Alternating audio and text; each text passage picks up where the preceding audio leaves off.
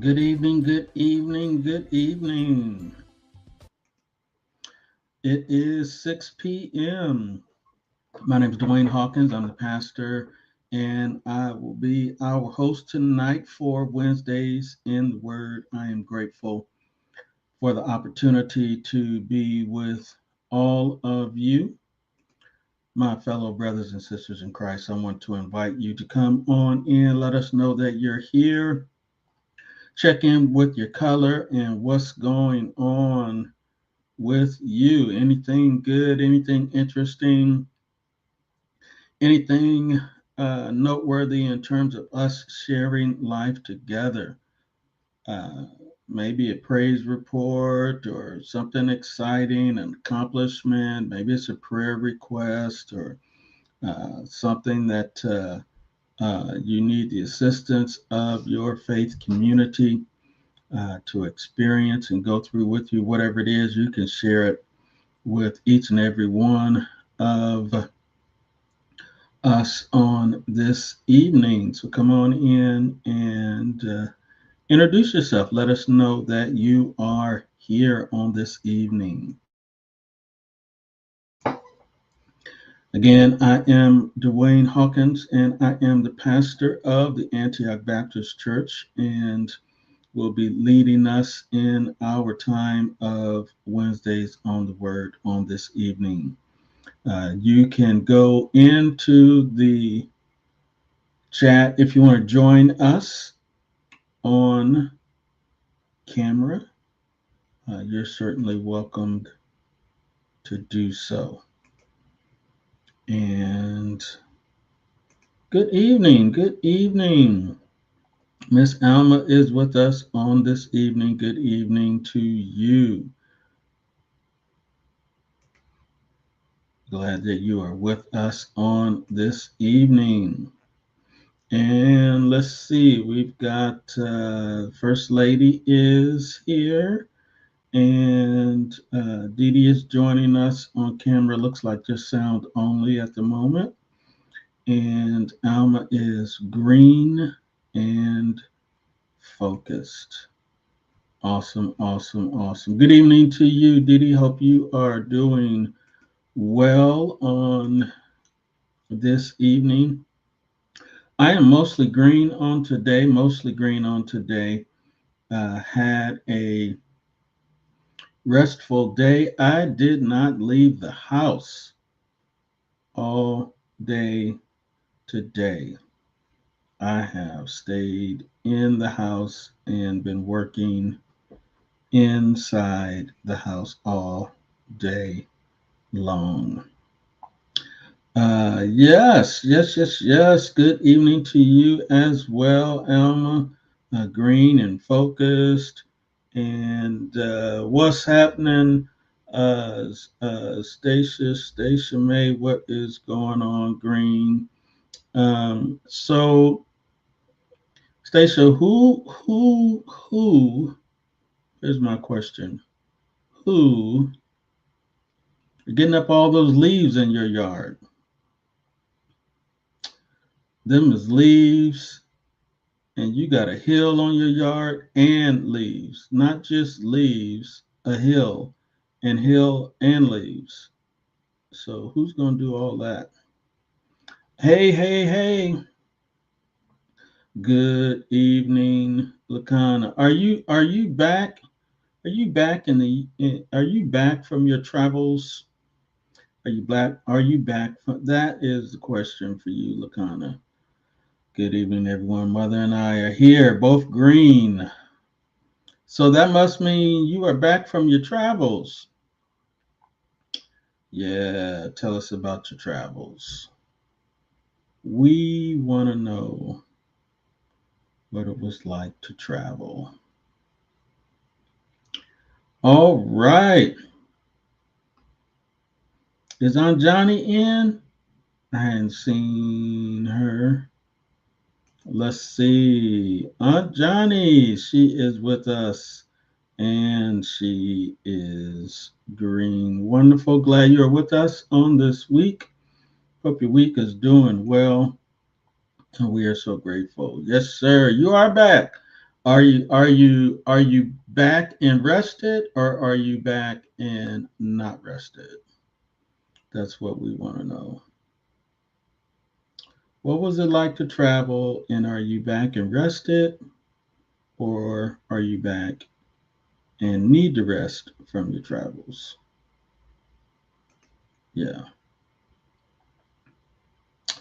Good evening, Mother Bessie and Lakana. Howdy, howdy, howdy. All right. Invite someone. Let them know that Wednesdays in the Word is going on. Oh, you, you doing a De La Soul type of raking? Just you, yourself, and I, huh? Like, do you just have a rake, or do you have like equipment? Do you have like some type of blower, like you would blow the grass if you trimmed it, and then you would blow it back into the yard? Do you like blow it all of it, or are you just raking? Because you got leaves and a hill. You got a hill and leaves. Glad to be able to join. Back and very well rested. Awesome. Hawaii was beautiful. I've never been to Hawaii. Growing up, that as a kid, that just always seemed like the ultimate dream vacation of a lifetime. And I just remember the Brady Bunch episode where they were in Hawaii, and I remember Hawaii 5-0 with what's his no yeah Hawaii 5-0, and then I remember what's the guy with the beard, Magnum PI. Magna PI. Yeah, yeah, I remember Magnum PI, and that's the closest I've gotten to Hawaii. I guess that's what I'm trying to say. Hawaii 5-0, Magnum PI, and the Brady Bunch episode. I think that's about the closest I've been to Hawaii. So I'm glad you went. And I think my younger sister has been to Hawaii. Audio is in and out. Oh no. I'm not sure what the deal is. I mean, I'm not even doing Wi-Fi. I am hardwired.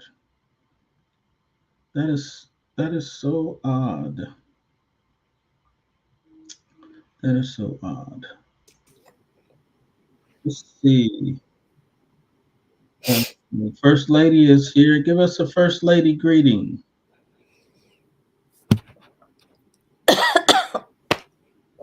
Right after I finish choking.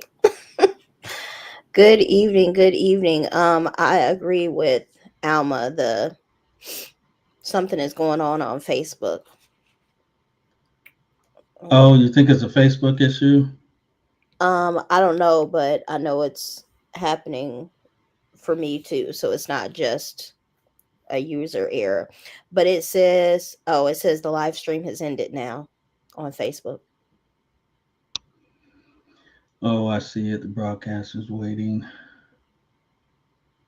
And it's put some video there that I didn't put there. Do you see that? Mm-mm.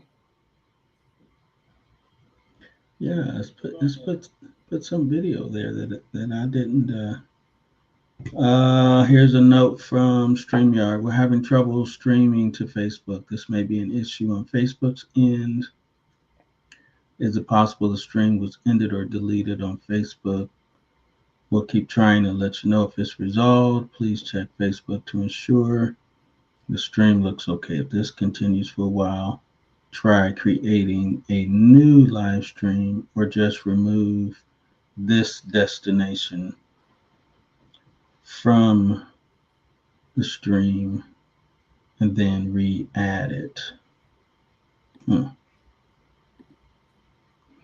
Oh yeah, it may not be the case on my personal page, but it may be the church's page. So let me go there and okay, let me remove and then re-add.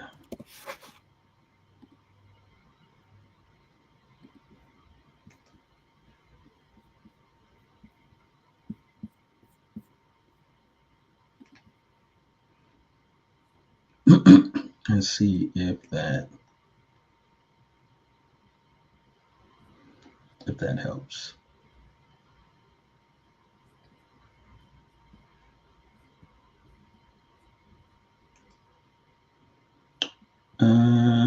We should be back. Are you all back? Let's see. Yes.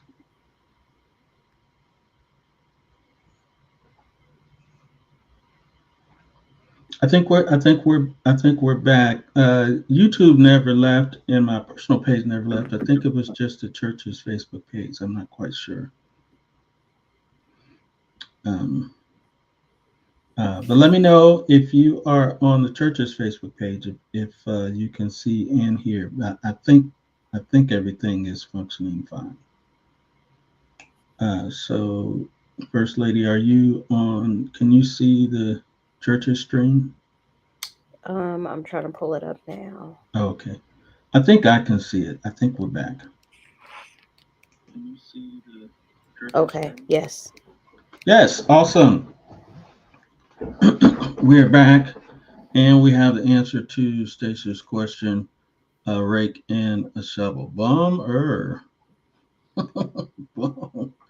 Bummer. All right, move to YouTube. YouTube stayed the same. All right, I think we're back up.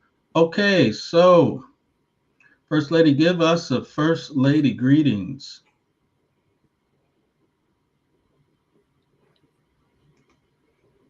Um, hey, good evening. That's my greeting for tonight. Good evening, good evening.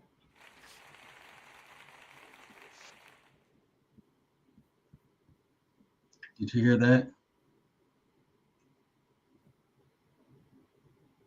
No? Yes? What's that? Did you hear that? Let me do it again.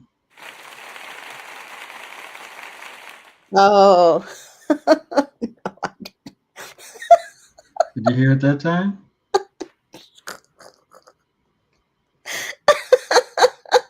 is that applause? Oh, oh, you found new toys. Okay.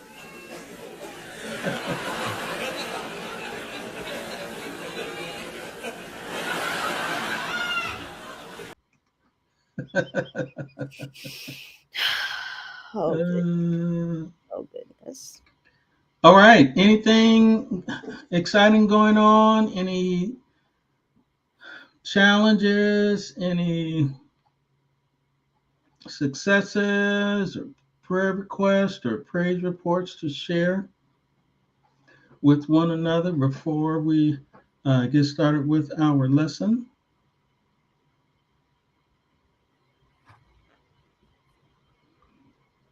I will pause and give us opportunity to do that.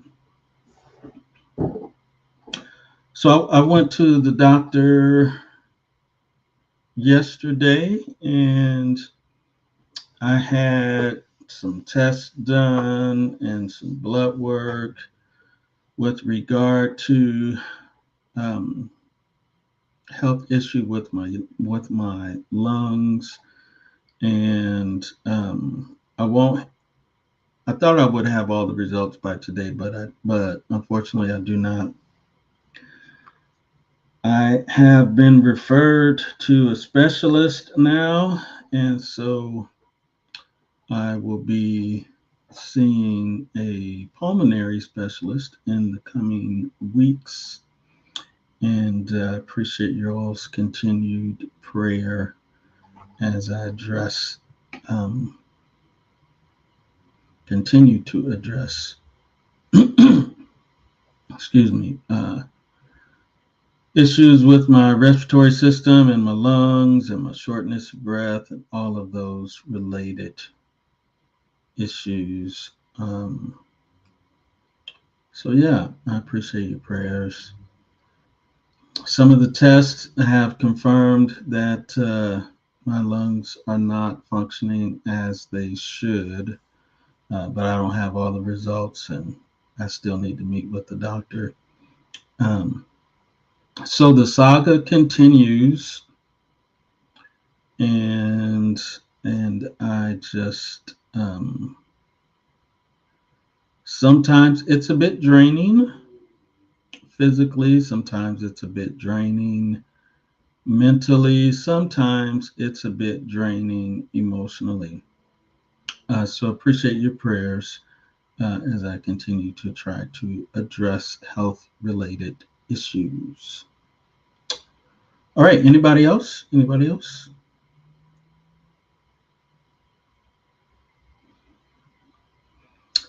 If not, I want to thank everyone who joined me. Well, first, I want to thank Chaplain Klaus for our third and final jail and prison Sunday. And he came and gave an update, uh, what's going on behind the walls. And from what I understand, preached a wonderful sermon on Sunday, and I want to thank him for that.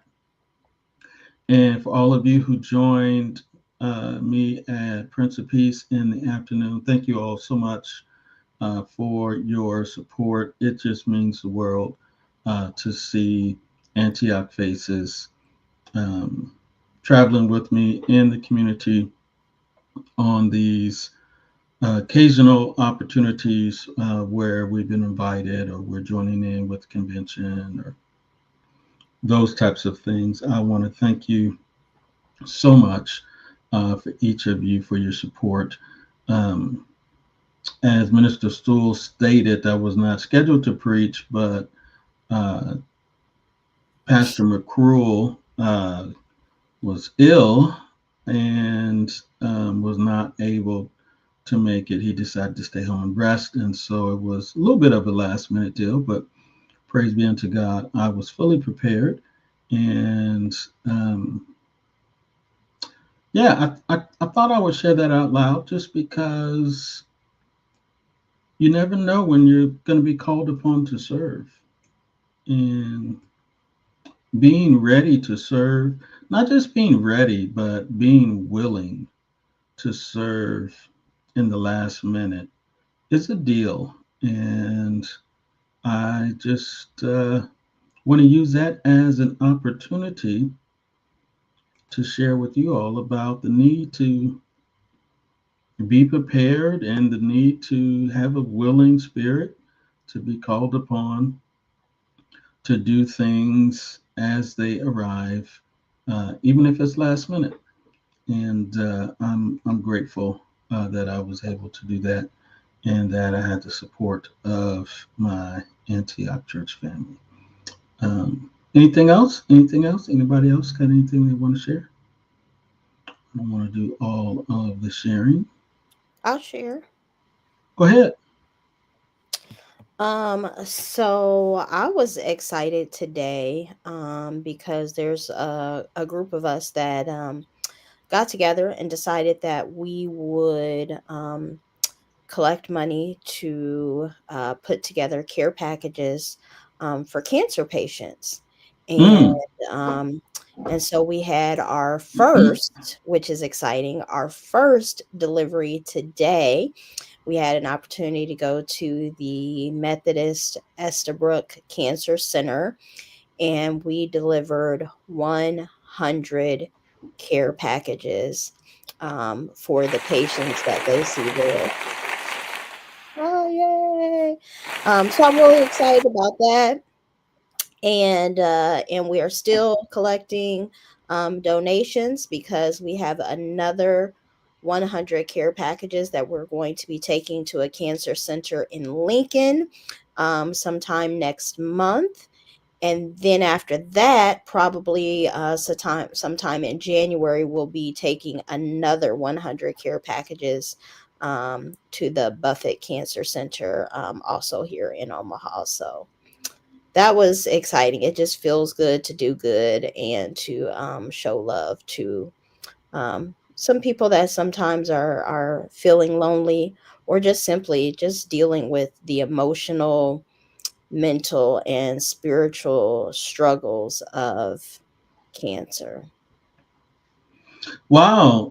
If you don't mind, share with us how all this started. Yeah, so back in 2021, um, my father was diagnosed with prostate cancer. And at the time, he had lost his hearing as well.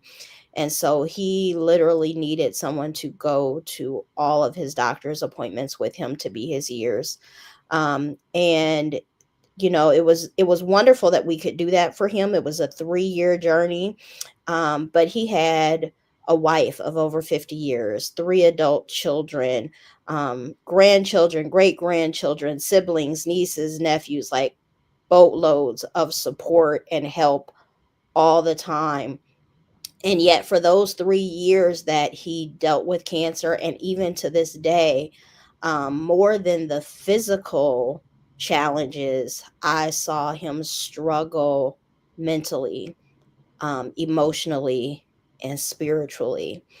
And to know that he had so much support and yet he still struggled, it just made me begin to think, what about the people who have no support? Mm. So these boxes are really just, there are prayer cards inside. There's information about, getting connected to a church if they want to, and just some encouragement to let them know that they're not alone, that someone is praying for them, and that above all else, that God loves them and is with them on this journey. Wow, thank you. That is an amazing opportunity to serve, and what a great um,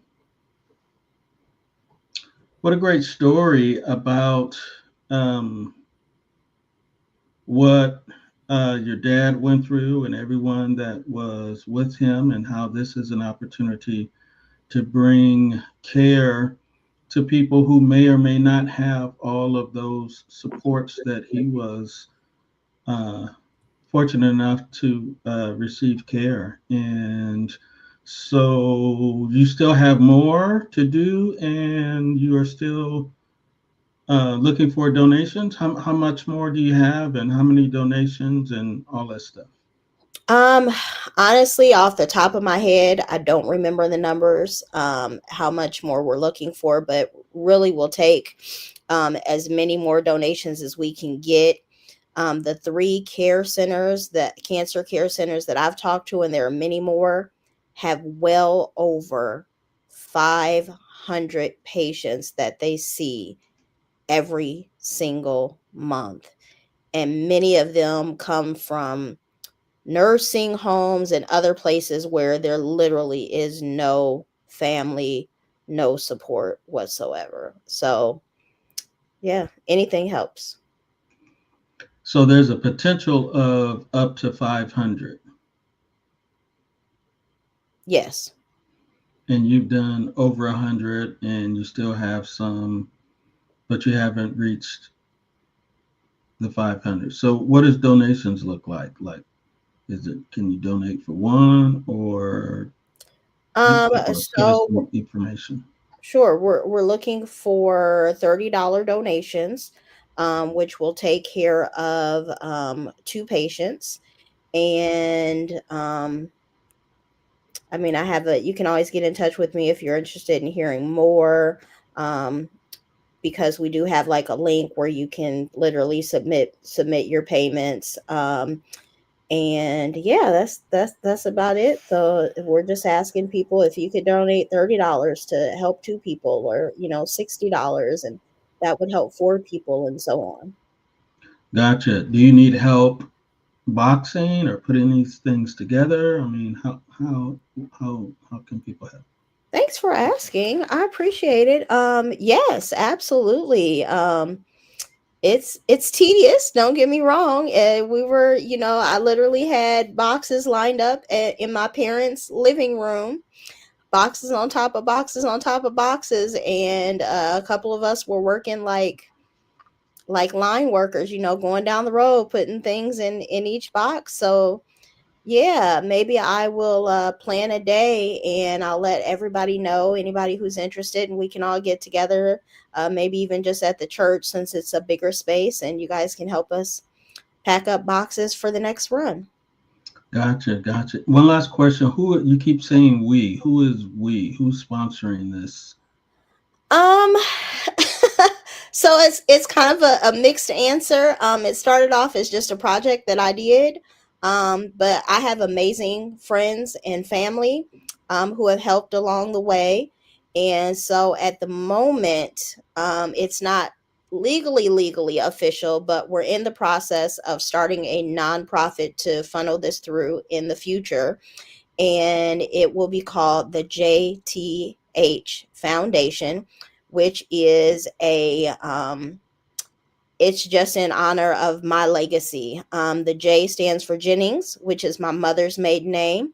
The T stands for Tipler, which is my father's name and my maiden name. And then the H stands for Hawkins, which is the family that, of course, I have married into. And in the past 5 years, in all three of those lineages, we have all experienced uh, cancer, dealing with cancer. And so I just wanted to honor the person that I am because of the Jennings, the Tiplers, and the Hawkins. So it's the JTH Foundation, but it's made up of just people who care, Christian caregivers. Thank you, thank you. I know we took a little bit longer, but I just wanted to make sure that anyone that was uh, with us on tonight would have all the information that they needed if they wanted to understand or wanted to donate or wanted to volunteer, that they would have all the information that they needed.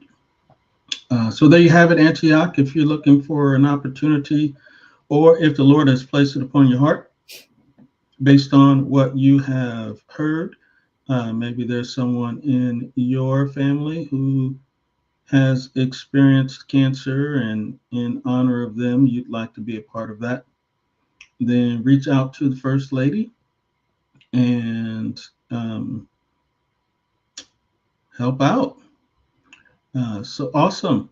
Looks like the church pages is rebooting, but the other ones are still live, so we will keep it rolling. All right. In terms of announcements, the only other announcement is I think tonight will be our last, because next Wednesday is the day before Thanksgiving. Next Wednesday is the day before Thanksgiving, and I just kind of feel like I don't know if we need to be meeting on that day. People might be traveling, all of that kind of stuff. I want to encourage you to spend some time with your people that you care about. And so I'm thinking it probably would be best for us to not meet on next Wednesday. Is that okay with everybody? If so, then of course the month of December is our time for rest. So that will actually make tonight the last time that we will meet as a year. And let's see. Alma says she agrees. Yeah, I think that's what we'll do. And we'll actually finish our study tonight, which is a good time to end for the rest of the year. Um, let's see. All right. I think we're all on the same page. And so we'll actually finish up our study tonight. And then next Wednesday will be the Wednesday before Thanksgiving. The Wednesday after that, we'll have our final fast and fellowship of the year on December 3rd. And then those last 3 weeks in December, 3 or 4 Wednesdays in December, will be our time of rest. So class tonight, not tomorrow, and then fast and fellowship on the 3rd, and then we will break after that for the rest of December. All right, well, let's get it rolling.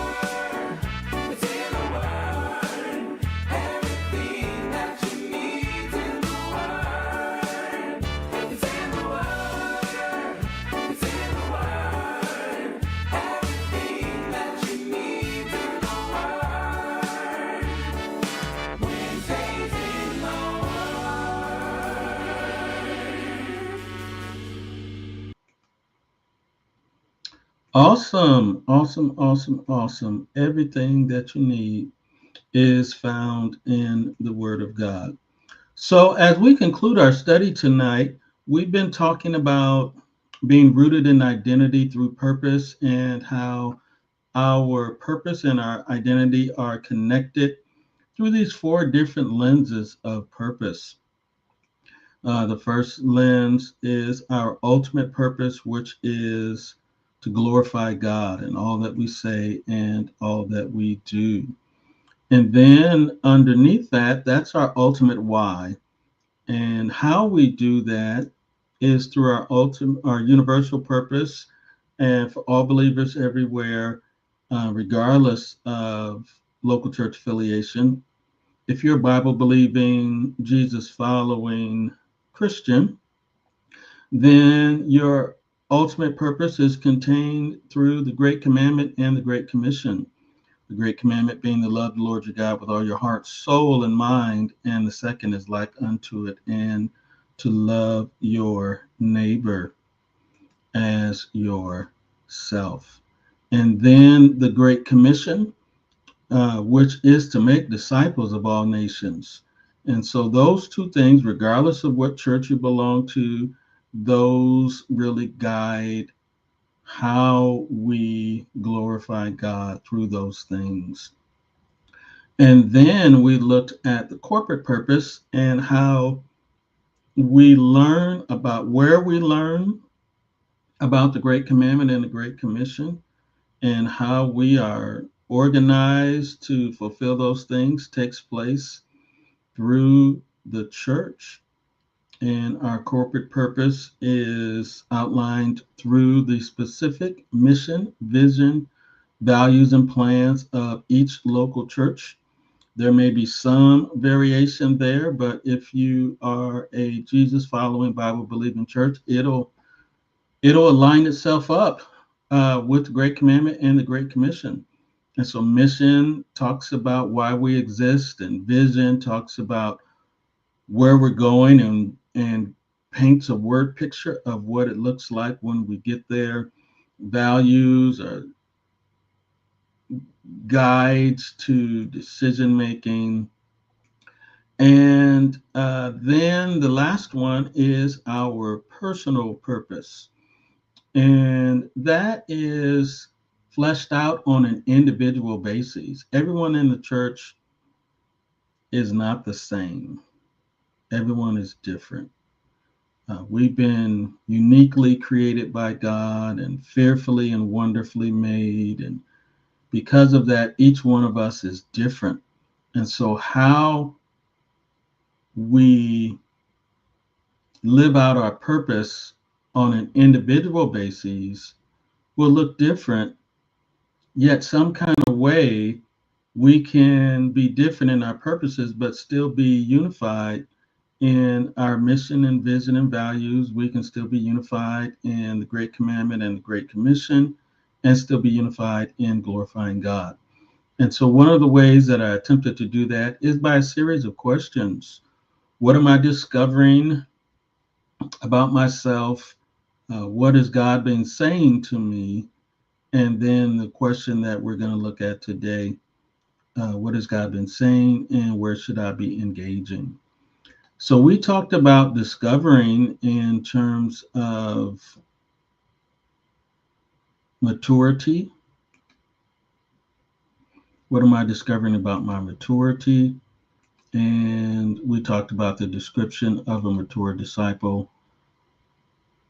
Ability has to do with spiritual gifts, natural abilities, and energy.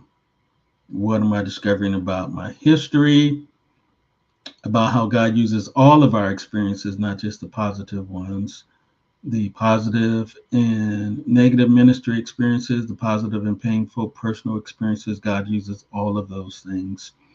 What am I discovering about chemistry and availability? And then last week we looked at what the question, what has God been saying about hearing and responding to God?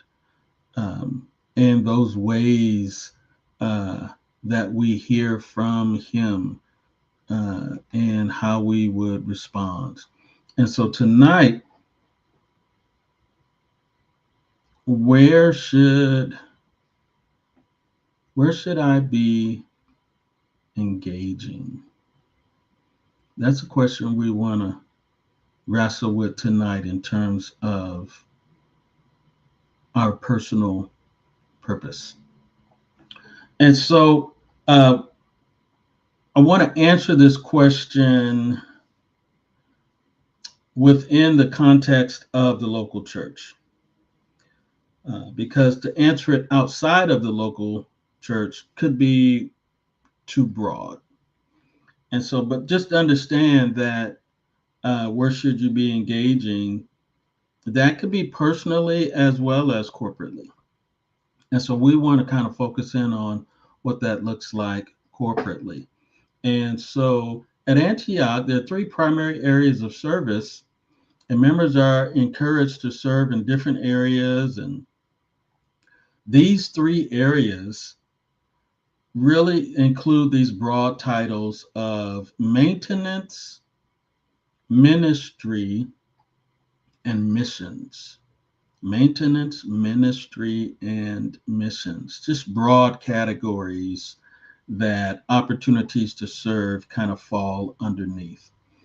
And I was at the National Baptist Convention a couple years ago, and sitting in to the presenter who since then has become a personal friend. And he was talking about this whole idea of chores and how some people confuse chores in the church with ministry.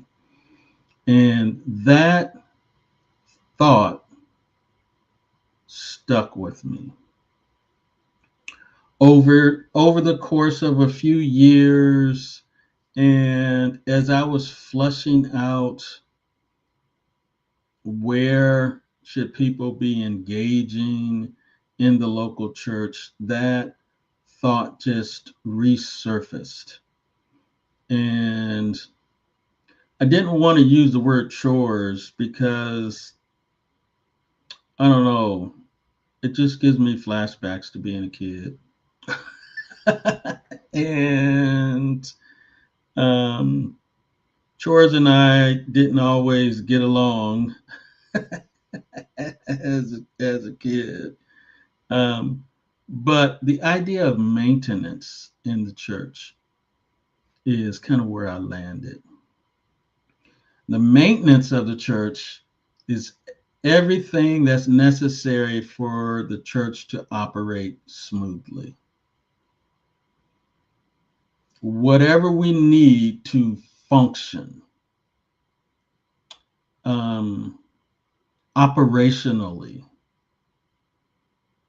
so that we can get the business of the church done and it's not an impediment to the things that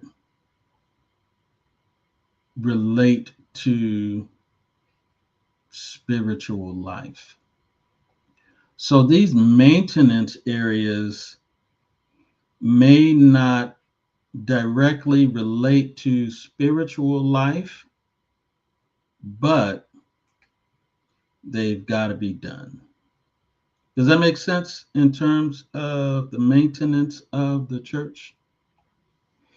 Every member may not engage in the maintenance of the church, um, but the people who do, they need to be competent and they need to be responsible disciples. And there are some areas of the maintenance of the church that are fulfilled, maybe not even by believers.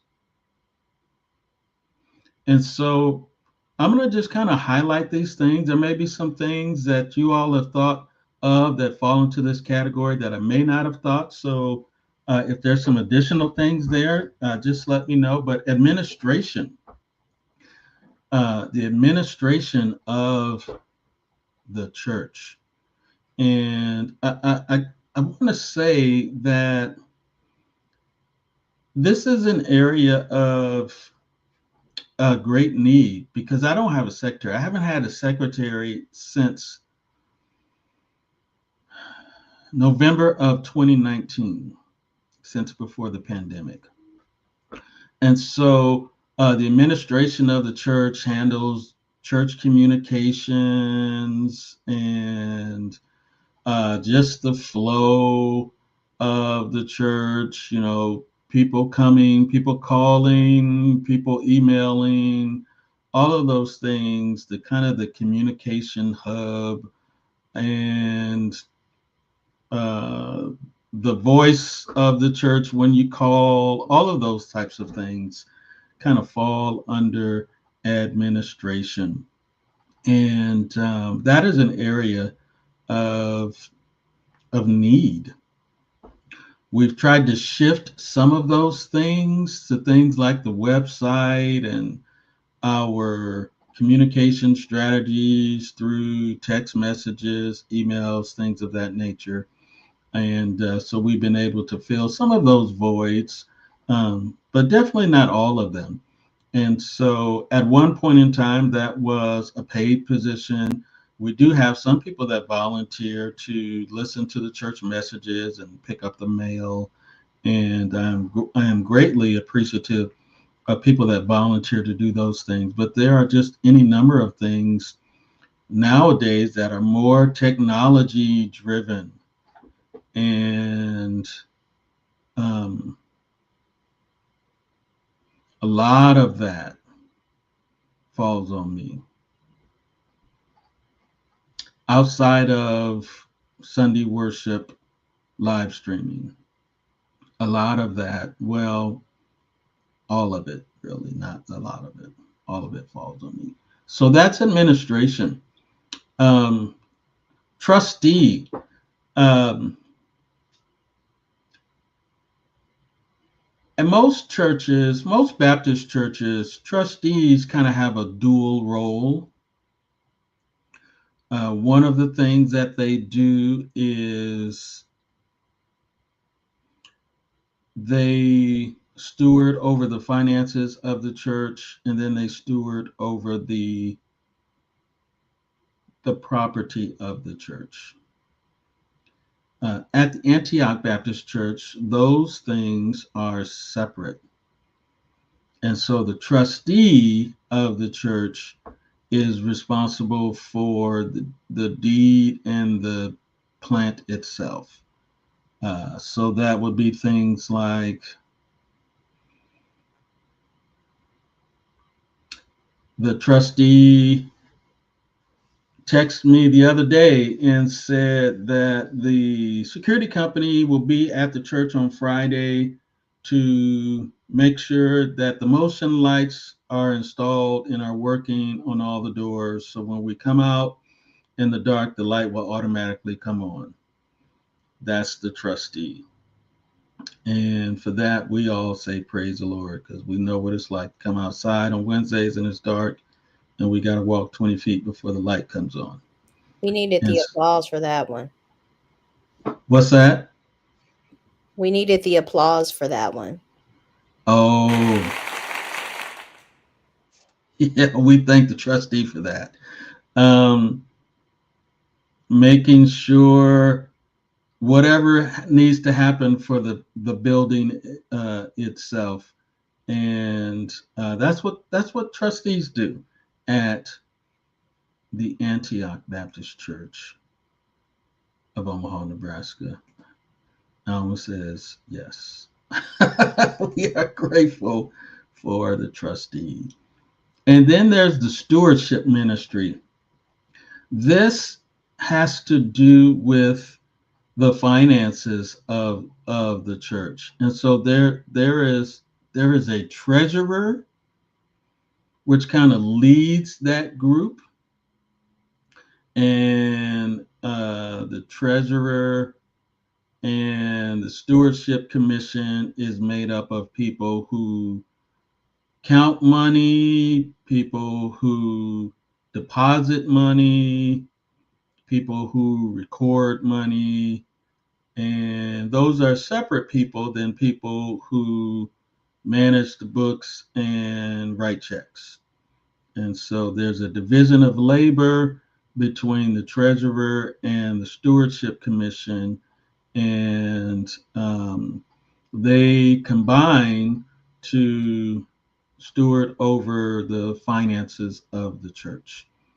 Some churches, the trustees do that role. Here at Antioch, the trustee and the treasurer could be the same person, but those are separate roles. And so then there's culinary, and that is, I don't know. Growing up, there was never a culinary committee. Growing up, there was a kitchen committee. And some kind of way we changed it from the kitchen committee to the culinary committee.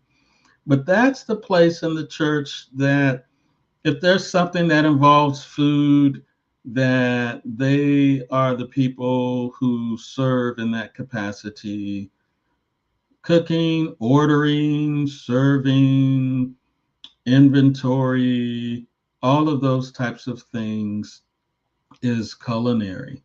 And currently, there used to be one person, but for the last several years, it's kind of been a group. Maybe there might be one person who does the bulk of that, and we all know who that person is. Um, but it's kind of an unofficial deal, not an official deal. And so that could be an area of need. Transportation. Um, we have kind of gone to the place where if there's someone that needs a ride to church, even though we have a van, if it's just one or two, then we've kind of worked that out that people who are in that area with cars can do that. But transportation ministry, in my opinion, is an area that could be directly related to the growth of the church because a transportation person could do more than just drive the van and take care of the maintenance of the van. They could be targeted with increasing attendance through highlighting places where we could target to transport people to church. So that is, there's lots of areas to serve here in the maintenance area, media area, anything that has to do with Sunday morning. And I'm telling you now, anything that has not to do with Sunday morning, 100% of that is me. And I could use some help. I've got about an hour workflow just for stuff related before and after the sermon, let alone things that happen throughout the week, like social media posting, maintenance, or I'm sorry, the website, and anything that's related to digital discipleship. is a combination of ministry and media. And I would love a media assistant, someone who was capable and responsible. Music is responsible for the music of Sunday worship and other special occasions. Ushers are responsible for providing order within the context of a worship service. Um, they might also give order if there was some sort of medical or health emergency, and any of those types of things. And so those are the areas that just help the church to operate smoothly. And other areas of maintenance, I said some of them that they may not be a member, and some of them may not even be a Christian. An example of that would be people that cut the grass, people that maintenance our musical instruments. Those things are maintenance, but they are contracted out. Um, People who clean the church. We've had a long-standing tradition of those being in-house first. And generally speaking, we try to start within the membership whenever there's employment opportunities. But there are some areas that we need to hire people to do, and we don't ask those people if they have a relationship with the Lord before they cut the grass or before they fix the pipes, or and all of those things fall under maintenance. So there are some areas where you don't have to be a member, some areas where you may not even know the Lord, but you provide a service that we need to help the church operate smoothly. Thoughts or questions about maintenance? So I would encourage you to ask yourself, as we come out of 2025, 2026, is there an area that relates to your passions, experiences, all of those things we looked at? And the what are you discovering about yourself that line themselves up with maintenance?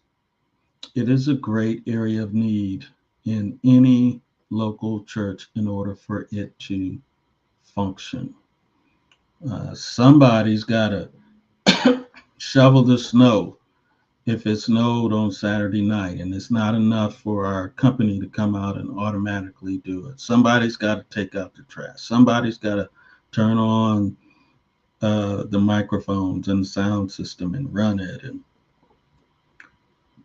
without those things, the church doesn't operate smoothly. Thoughts or questions about the maintenance of the church?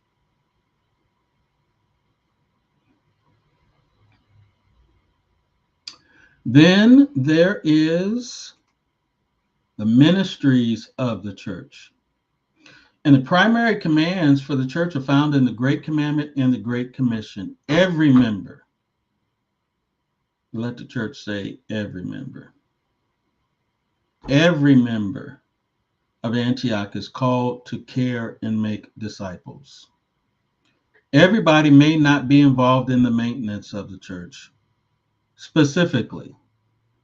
Generally, when I came to Antioch, the classic example was if there was a piece of paper on the floor, whose job is it to pick up the piece of paper on the floor? And the answer would be everybody. The answer is not, well, that's what we pay Tony to do, or that's what we pay Gertrude to do. If you see a piece of paper on the floor, pick it up. So, generally speaking, but specifically, everybody may not be involved in the maintenance of the church, but everybody should be involved in the ministry of the church, the life giving spiritual nature of the church is found in the Great Commandment, which is about love, and the Great Commission, which is about making disciples. So those relate to what we do in care and growth. Care and growth. We've got systems of care, self-care, group care, congregational care, pastoral care, community care. We've got health ministry, we've got bereavement support, we've got benevolence, um, things that kind of kick in when they're needed. And those are areas of care. Where are you in those areas? Are you joining the care group that we call Fast and Fellowship, where you can learn how to care, and maybe you're part of the um, diaconate ministry that is part of the care of the church. And certainly there are specific roles. These are kind of ministries, but there are specific roles like the pastor and the diaconate that kind of lead the charge in these areas. But everyone should be involved in the care of the local church of Antioch Baptist Church. And these are just ways where you can kind of get plugged in. We have people who their responsibility is to send a card to people who maybe are sick or not doing well. We've got people in the church who acknowledge birthdays. And a matter of fact, I've got a stack of cards right next to me that I need to sign and give to the person. So when they send out cards, they have the pastor's signature on them, because that's a part of the care system of the church that kind of kicks in whenever those specific needs are made known to the body. And so there may be specific ministries, or there may be stuff that just happens behind the scene, um, bereavement and all those types of things. Benevolence is another one. Uh, when people have needs of support, usually that's financial in nature, and they call upon the church. The diaconate are the first people that respond to those. There's an official form that they fill out, and all of that kind of stuff. And they go through screening, and then they hit me up and tell me what's going on and make a recommendation. And then I work with them and our treasurer to see how it would be the best way to respond. And all of that is about care. And so there's a lot that happens with care. And then there's the growth side. And they work together. They care and growth, they're like hand in hand. And so that has to do with it says discipleship groups of worship. Actually, there's a typo. Actually, should be on a line by itself. Should be on a line, because we make disciples through worship. And right now on your screen is a QR code. Why? Because StreamYard is cool, and they're doing cool stuff. And you can take your device and if you've got two devices, and you can scan that QR code, it'll take you to the church's Connect page. And just by putting in your name and email, you will be gaining access to our new sermon digital discipleship pathway, which is how worship is used to make disciples. Well, first of all, is through the flow of worship to release to God, receive from God, and respond to God. And I'm going to just pause right there, because that's a good place for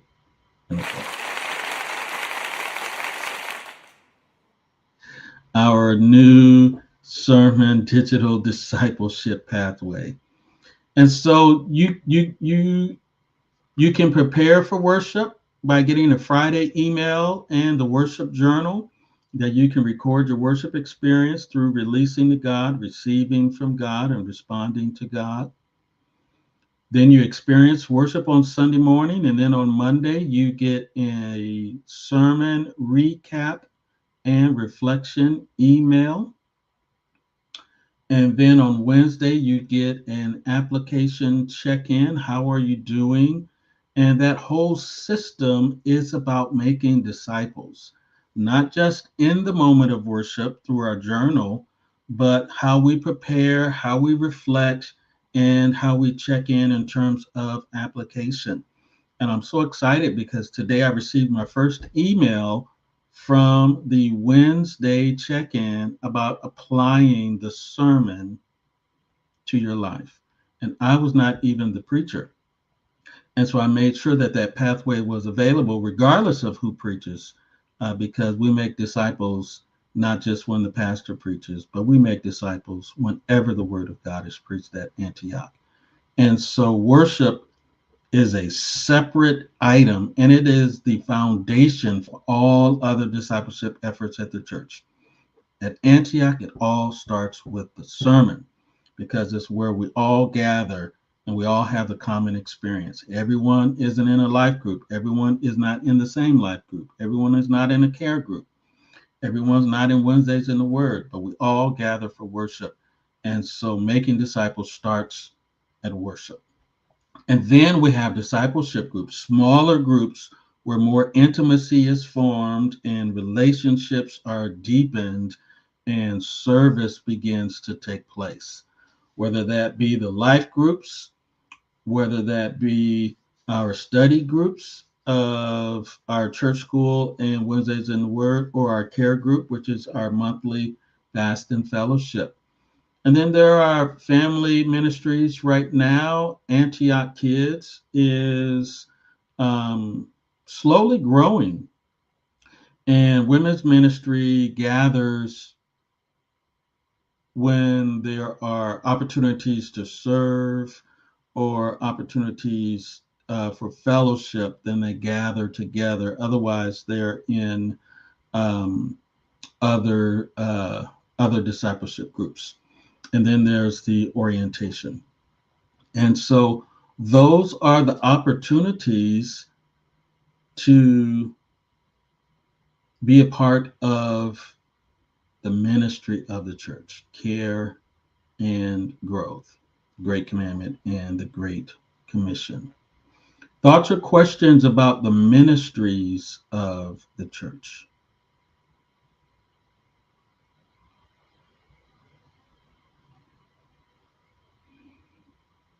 You can put them in the chat. If you're in the studio, you can unmute and share about the ministries of the church. And then uh, last area is the missions of the church. There is an ultimate mission, but it's missions, the missions of the church. At its core, the church is also a sending organization and not just a gathering one. That is an important distinction.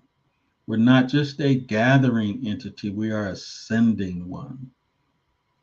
And our mission, as instructed by Jesus, is to be witnesses unto him throughout the world. Acts 1:8, Jerusalem, Judea, and Samaria, and to the uttermost parts of the world. Every member should be engaged in the mission of the church. And so when we look at the Acts 1:8, it provides an overview not only of the book of Acts, but it also provides for us a helpful structure for organizing church missions. And so Jerusalem would be equivalent to home mission initiatives, family, friends, and the familiar.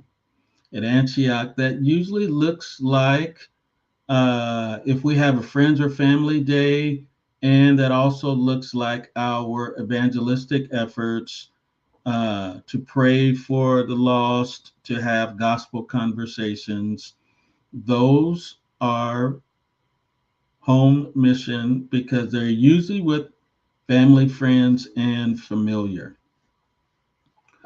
And then there are cross cultural mission initiatives, and those really have to have, the broader out you go, the more intentionality you have to have, is my thought um, regarding that.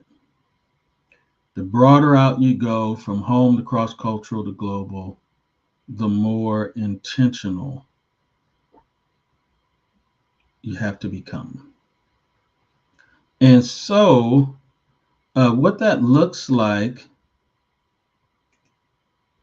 let me take down the QR code. Cross cultural, there are a couple of opportunities.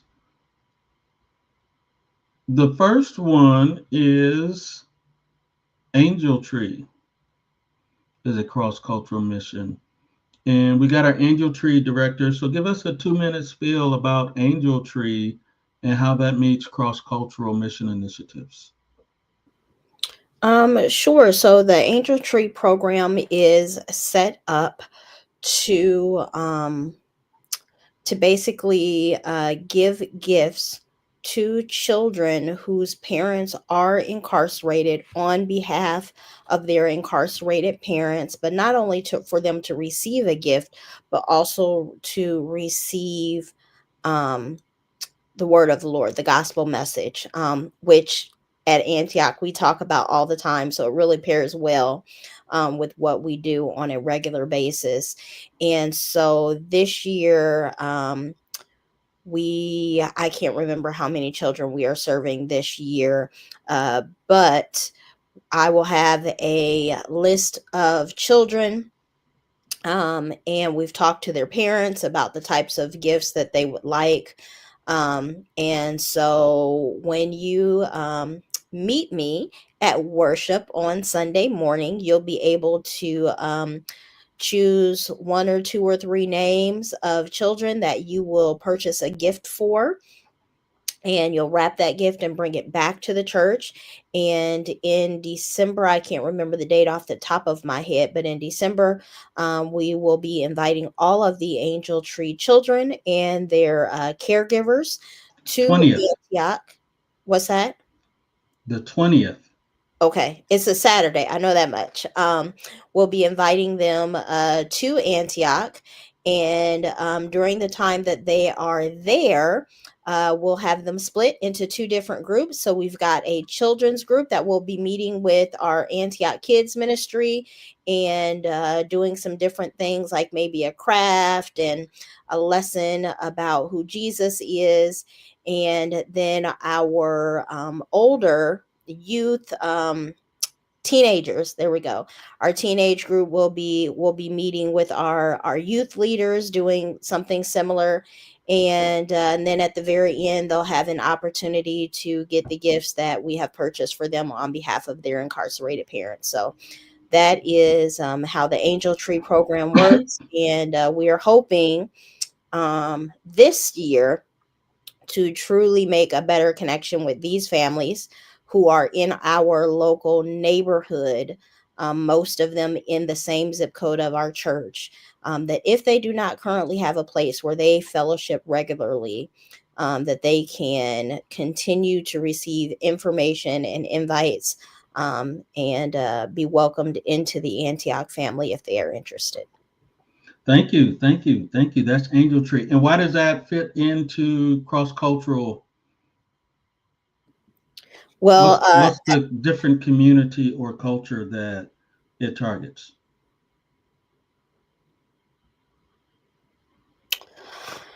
um, what would that be? What, less Because fortunate? they're Latino, Incarcerated community.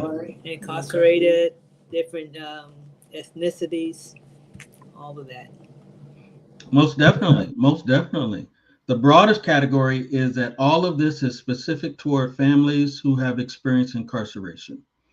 And that's what makes it cross cultural, because that is a specific targeted um, mission initiative that targets a particular population of people. Does that make sense? Awesome. The other cross cultural initiative is also the incarcerated community, and that is through our partnership with Good News Jail and Prison Ministry. Angel Tree is through what's the organization?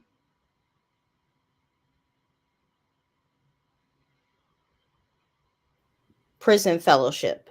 Prison Fellowship. And so we also partner with Prison Fellowship, and then we also partner with Good News Global, and both of those target the same um, community, has to do with incarceration. And that's where Chaplain Klaus comes 3 times a year. And the honorarium that he receives directly goes not to him, but to the organization that he serves, which also gives us opportunity to get updates, and we could be even increasing that partnership by specifically praying. There have been times where people have gone in to serve. I've served with them over the course of time. Minister Sewell did prior to the pandemic. And we target the incarcerated community in 2 different ways at the Antioch Baptist Church. And this cancer deal, the First Lady is involved in that one. We haven't formally adopted that one as a church. Maybe we will. But that is also cross-cultural mission initiative, because it targets a population that has been impacted by cancer. And so cross-cultural mission initiatives are not always black versus white. Um, any particular community uh, that might be different from the population that attends the Antioch Baptist Church would qualify as cross cultural. And then there's global. Where this is the one that needs the most attention. And that has to do with different languages, and sometimes different languages doesn't mean different lands. Sometimes different languages still could be local, but it could be different languages and or different lands. And so, other than when we register with the National Baptist Convention, um, our registration does not specifically go to foreign mission, but there is a foreign mission that we could allocate if we wanted to support financially our national conventions work overseas, or even before we support them financially, just to know what's going on, to be praying. And so that's an area of growth that we just have not done well at. We start home, then we move to cross cultural, then we move to global. And so sharing up that home mission through our evangelistic efforts, as well as our occasional friends and family, and then our cross cultural. We've got 2 incarcerated initiatives, and maybe the church will officially adopt this third one through the cancer population, and then global. And so that's the missions of the church, where we are ascending. The ministries of the church help us to grow internally as believers, and the mission is when we send out, and we need both. We need to grow, we need to serve. Serving is part of growing, growing is part of serving, and they work hand in hand. Any thoughts or questions about the maintenance, the ministries, and the missions of the church? Does that organizational structure make sense to you? The structure makes sense to me, Pastor. I do have a question. Is it possible um, that there is or could be certain areas specifically that we have great need for some volunteers or leadership or whatever the case may be? Yeah, I've tried to highlight those as we go. We definitely have some needs in the maintenance of the church, in terms of the ministries of the church. Um, I'd have to think about that. Those will grow as more people affiliate with the church, but definitely in the area of missions. Um, our global missions is all but nothing.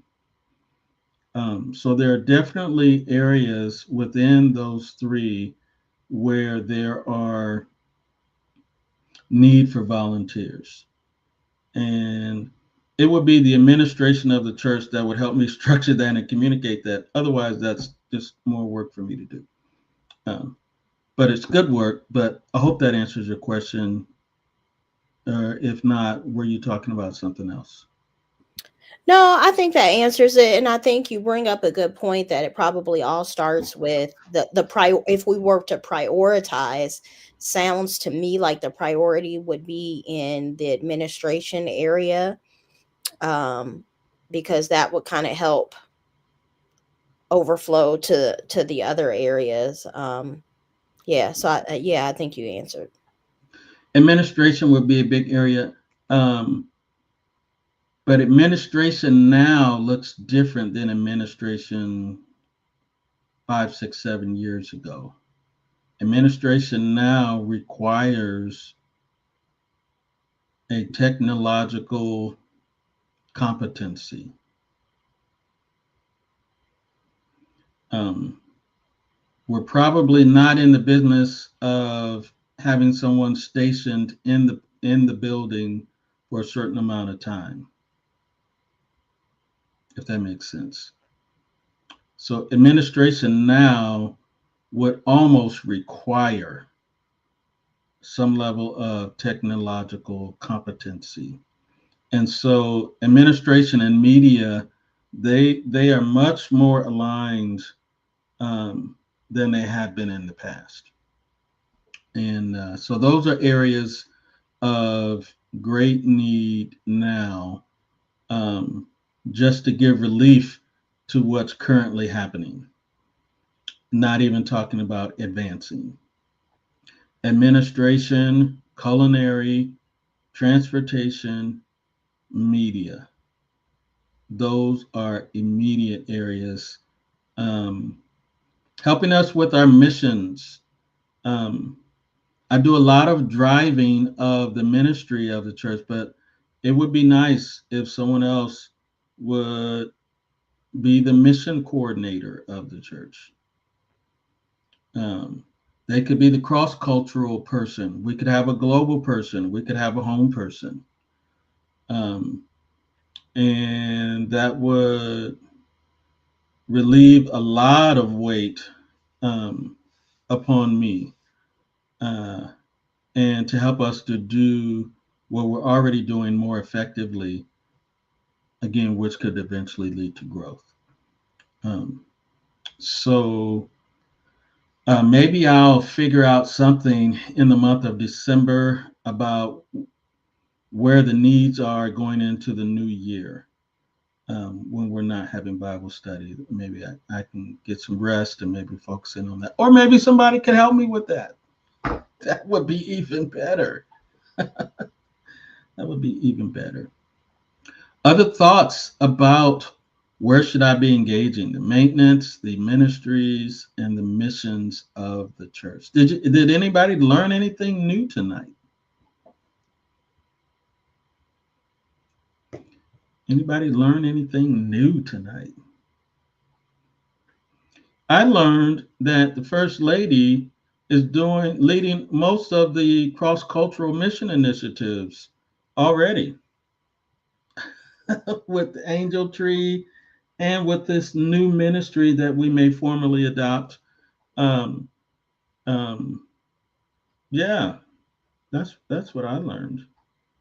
That might be that might be something to consider in So some. Pastor, side note on that, because I am a member, of the Antioch Baptist Church. And because I love my church and I believe that we are a Bible teaching church, and because I started the Cancer Care Package Initiative, every box has information about Antioch in it in case they need somewhere that they need to contact or go for some spiritual guidance.